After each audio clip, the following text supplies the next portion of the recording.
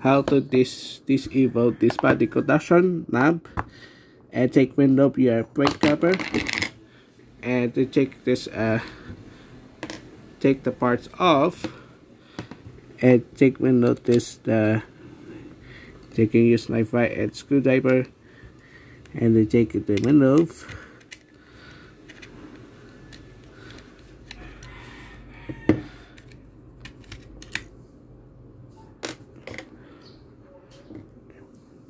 Okay, let's take window this one screw.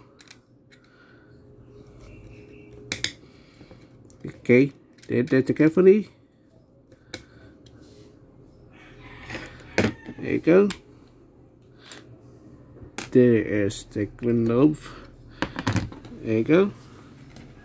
Okay, so there is the parts. This knob, the body conduction knob, disabled the parts, and the ticker is the parts disabled the body conduction knob. And this case, and see you in the next video. Goodbye.